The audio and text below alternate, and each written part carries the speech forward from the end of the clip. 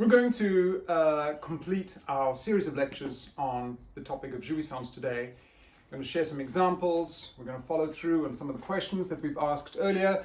And we're also going to finally start to think a little bit about the role of fantasy in the domain of jouissance. Perhaps the first example I'd like to introduce is one that many people won't be familiar with, but it comes from a TV show that was screened in the UK in around 2005. The show was called Tribe, and the basic underlying premise of the TV show was that the presenter, the protagonist in the show, a guy called Bruce Parry, would travel to some of the most remote areas in the world, and he would try and find people that had groups of people who hadn't been connected with whatever contemporary modern society, and live in these very rural conditions.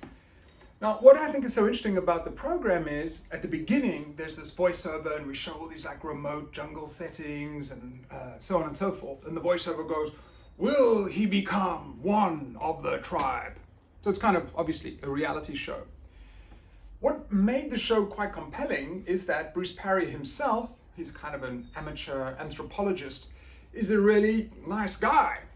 And he would show himself willing in every episode to undergo a whole series of onerous chores, tasks, and often pretty harsh initiation rites.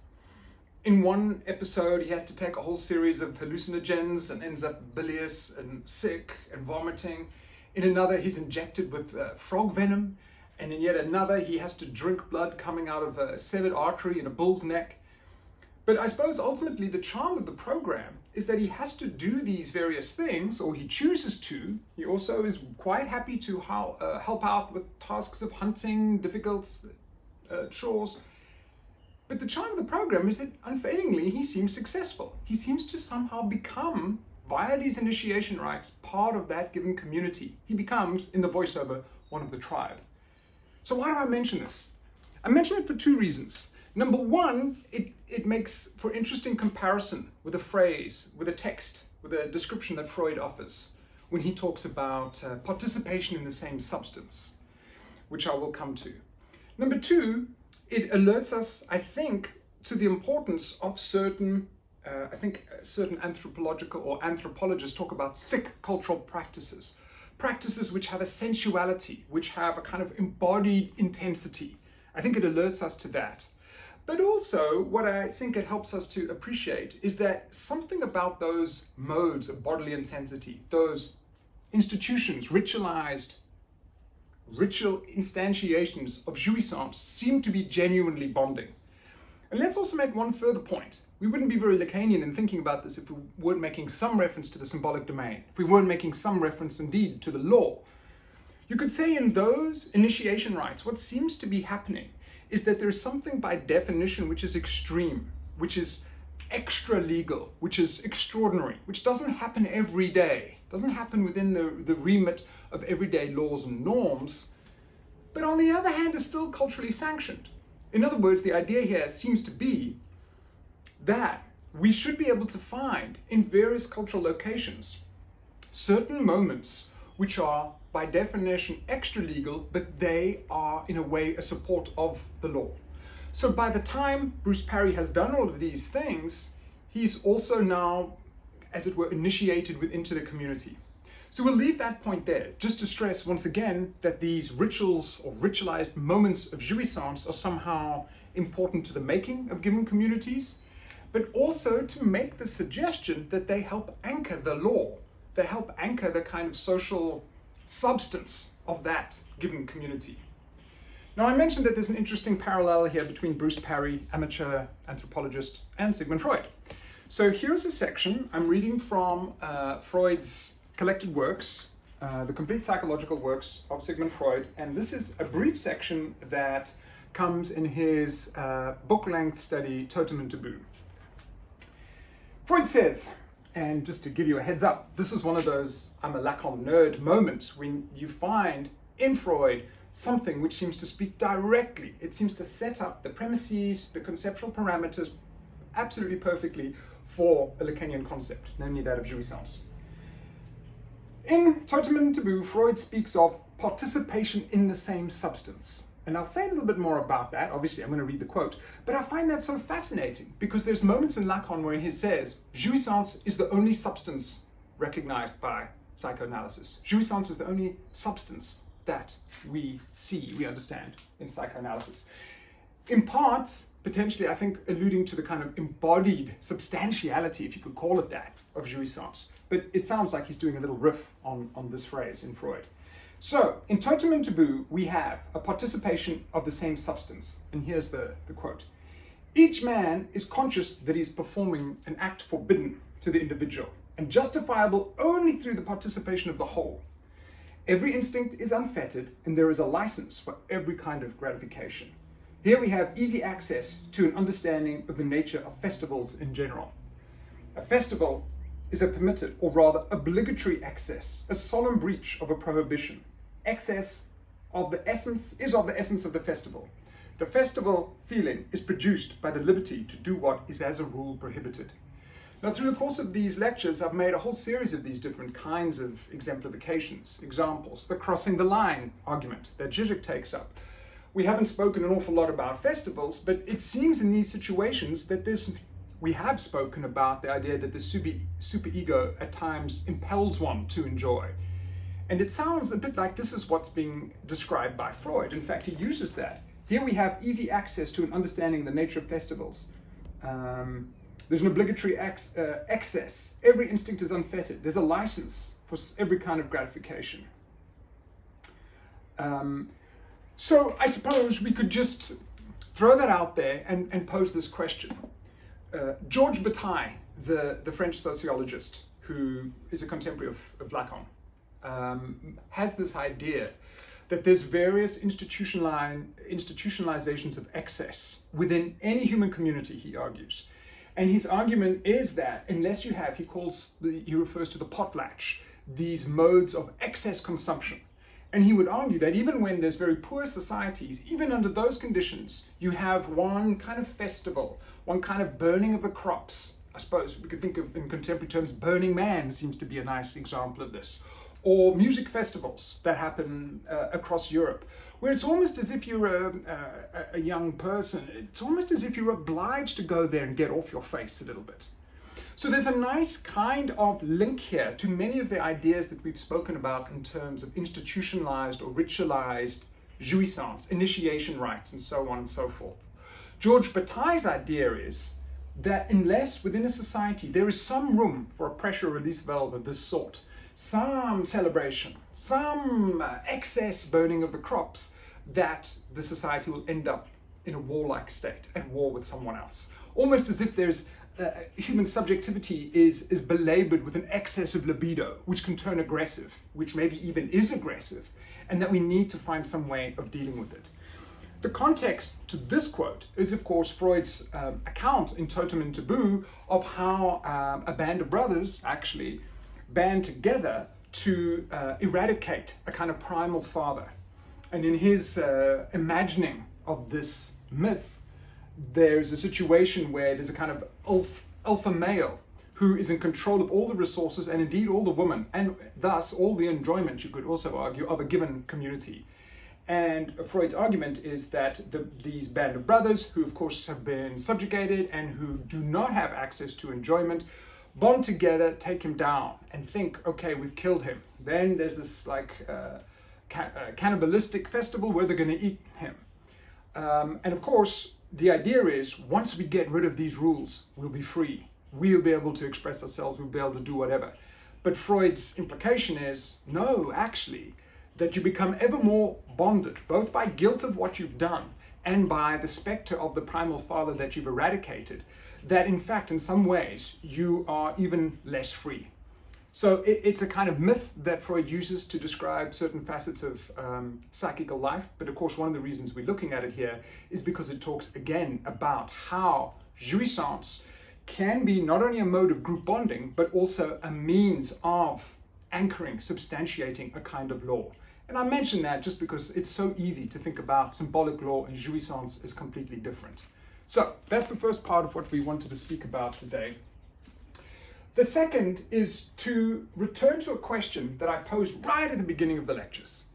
And I asked the question, is jouissance unconscious? Because so much of the secondary literature makes this point, in my view, a kind of slippage. Yeah, there's unconscious enjoyment. I think that's a mistake. The enjoyment itself is not unconscious because it's an inflamed, aroused bodily state.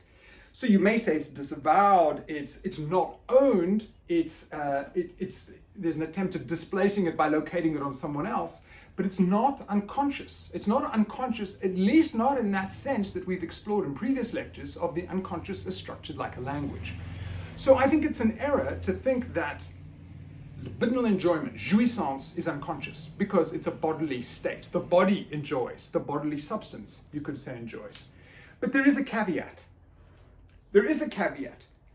The enjoyment itself, not owned, one that one doesn't want one's ego to confess to, as it were, that is not unconscious.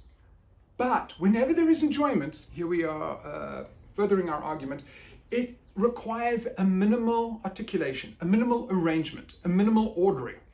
Jouissance does not happen, and this is another argument I've been trying to make, it doesn't float free of the symbolic. Rather, it takes form within the coordinates of a given society, of a given place, of a given mandate. Now, if that's the case, then we could also say that jouissance, and here we go, here's the cautious assertion, my thesis, jouissance never occurs without a minimal narrativization. Or, put more psychoanalytically, jouissance always needs an arrangement, an armature, a distribution, and the name for that is fantasy. I'll give two examples of why that is the case. The first example of that, I think, is helpfully illustrated in the work of Fanon. In Fanon's use of psychoanalysis to try and describe certain facets of racism, he comes up very creatively, very originally, despite that he's being critical of many facets of Freudian psychoanalysis and Jungian psychoanalysis. He comes up with at least two crucial terms. One is, he says, you could think about colonial racism as negrophobic, as a kind of phobic formation, a phobic social formation where the black man or woman is the nucleus, the focus of the phobic activity. And in so doing, you could say that Fanon is giving us a kind of affective economy. He's giving us a kind of cartography, a description of how affects work within that type of racism. But he never just uses an explanation by affect or by extrapolation, an affect or an account simply by affect or jouissance, right? He's also going to say that in the colonial encounter, there's something akin to the European collective unconscious. Here he's doing a bit of a creative borrowing from Jung. He wants to take the collective unconscious, doesn't like Jung, thinks Jung's got a whole series of racist underpinnings. He wants to take this and turn it into a more sociological, not a universal collective unconscious, but precisely an unconscious that's populated by white stereotypes of the white colonial imagination. The reason I mention that is you could say that Fanon has a good understanding of the theory of jouissance in as much as, and here's my big argument, there's never simply jouissance in and of itself. It always needs a minimal narrativization. And I think we see that in racism. Racism may deploy and stoke certain passionate responses. It may arouse certain sentiments. It does. And it is a kind of operationalization of jouissance. But it wouldn't work if it just employed jouissance. It needs to give it a minimal narrative frame. And the name for that in psychoanalysis is fantasy. So whenever there is a reference to a kind of jouissance at work, I think we're obliged, certainly within social theory, and I think also clinically, to say what is the fantasy that is giving it form, that arranges it, that is giving it some kind of intelligibility. Because the argument would be then that we could put it in terms of a question. Is there ever any simply, absolutely, could we say, autistic moment of jouissance? And by autistic, I don't mean autism, I mean completely cut off from symbolic intelligibility. Are there these odd moments of bodily jouissance? I would argue in the neurotic subject, no. That there's always a minimal narrative link. There's always some kind of fantasy to make sense of one's jouissance. Maybe in instances of psychosis, that's not true. And maybe there's an attempt to try to narrativize and give some explanation, often what seems to be a delusory explanation of those modes of jouissance. But I think within social, political, historical settings, when there's group modalities of jouissance, you need to understand it in terms of the fantasy frame that arranges it. Here then is the answer to the question. No, jouissance is not unconscious, but the fantasy frame that makes sense of it is sometimes partly unconscious. So this was a qualification that we've been needing to make for quite some time. I want to add one more element to it. We've been thinking about jouissance needing to be given form by fantasy. Think about sexual enjoyment. Is sexual enjoyment just orgasm, disconnected from any other narrativized or image form? No, I think there you see too the fact that as soon as you have some kind of enjoyment, there is, and I've tried to put it up here, what gives form to jouissance? Fantasy. If we think of sexual enjoyment, our sexual enjoyment is organized by fantasy. Who or what we want to have that kind of interaction with. What are the limits of that kind of interaction? What is desirable? What is traumatic? Psychoanalytically, you could say fantasy is the way of giving form to those parameters through which. And the abiding analytical imperative then is not simply to make reference to willy-nilly to jouissance here, there, and everywhere. I think to be more precise, when we speak about jouissance, we should also speak about fantasy. In closing then, one last reference point. I've already mentioned the work of Sheldon George, and let me just give you an indication of the book that I was referring to. Sheldon George, I think, is giving us, particularly in this book, Trauma and Race, a very astute observation and analysis of how jouissance works within racism and how attributions of the jouissance of others is a crucial element in that account. What I wanted to also stress about what he mentions about rap music becoming seen as jouissance is that it links a little bit back to some of the things we were talking about, the sensual cultural thickness of certain rituals, of certain modes of jouissance. And I want to make 2 points quickly, just by way of conclusion. George talks about music and the apparent offensiveness to me of alien, toxic, other cultural forms. In doing so, I think he's making an important argument. It's an argument that's come up in another context as well, not with any reference to Lacanian or psychoanalytic terms, but in the work of the journalist Johann Hari. So Johann, sorry dude if I'm getting your name wrong, a Guardian newspaper journalist, writes a very interesting book about the war on drugs. And he gives us this analysis. I'm just going to read from a little précis that he provides. The argument we hear today about the war on drugs is that we must protect teenagers from drugs. We must prevent addiction. We assume, looking back, that these were the reasons for the war that was launched. But they were not. The main reason given for banning drugs, the reason obsessing the men who launched the war, was that blacks, Mexicans, and Chinese were using these chemicals for getting their place menacing white people. He goes on to describe Harry Anslinger. Harry Anslinger was the first commissioner of the Federal Bureau of Narcotics. Anslinger, Hari tells us, detested jazz. Jazz, to him was, I quote Hari, a mongrel music made up of European, Caribbean, and African echoes, all mating on American shores. To Anslinger, this was musical anarchy, an emergence of a recurrent primitive impulse that lurked within all black people, waiting to emerge. The lives of jazzmen, he said, reek of filth. So I use that example once again to see and hopefully to explore how one of the crucial elements within various modes of cultural prejudice, racism, social antagonism of this sort, seems to pivot around the hated jouissance of another. And that hated jouissance of the other is often somehow cultural or physical. The sound of how the other speaks, the food, the noise, their cultural norms and customs, they seem to somehow be offensive. Let's then conclude, and I wanted to just do 3 things well, it's one general narrative, but I'll try and make it pretty quick. Often I've seen accounts that try to say, and indeed I've also written some of these, that want to link the notion of enjoyment to racism. I think it's very important. I've given some examples of how that happens. But I think sometimes it's important to delineate three different modes of enjoyment. And if we had more time, perhaps at some point I'll record some lectures on Fanon and Fanon's theorization of racism. But we'll do that with a little bit of implicit help from Fanon, although he doesn't use these conceptual terms himself. I think when we're talking about racism and jouissance, or jouissance and hatred of the cultural other, we should differentiate between three different elements. Number one, there is the impassioned body, the physicality of the embodied disgust and hate, the pleasure of hating in the single subject. That would be, in a way, the real of enjoyment as it's experienced bodily by the racist subject. But in addition to that, there's at least two more facets of enjoyment.